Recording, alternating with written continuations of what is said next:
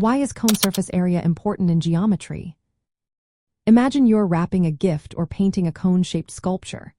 Knowing how much material you need depends on understanding the surface area of that shape. That's where the surface area of a cone becomes really useful. It measures the total space covering the outside of the cone, including both its curved side and its circular base.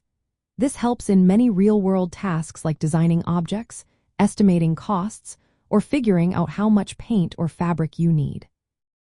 A cone is a three-dimensional shape with a flat, round bottom called the base and a curved surface that tapers up to a point called the apex. To find the surface area, you need to look at two parts. The first is the base area, which is just the area of the circle at the bottom. You find this by multiplying pi times the radius squared. The second part is the lateral or curved surface area, which is the area of the sloped side. To calculate this, you multiply pi times the radius times the slant height, which is the distance from the apex down the side to the edge of the base. When you add these two parts together, you get the total surface area of the cone. Knowing how to find this total helps in many practical situations. For example, if you want to make a paper cone for a science project, you need to know how much paper to buy.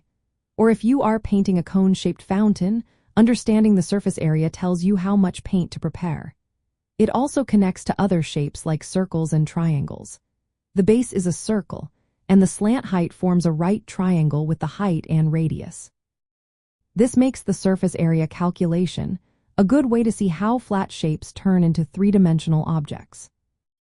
Understanding the surface area of a cone is also important in manufacturing. For instance, when making ice cream cones or party hats, knowing the surface area helps estimate the amount of material needed. It's also useful in packaging, where you want to wrap or cover a cone-shaped object efficiently. By mastering this concept, you get better at visualizing how shapes occupy space and how their surfaces relate to their volume. In short, knowing the surface area of a cone helps you solve real problems involving materials, costs, and design.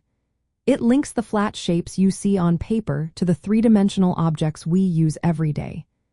This makes it a key idea in understanding how shapes work and how to work with them in practical ways.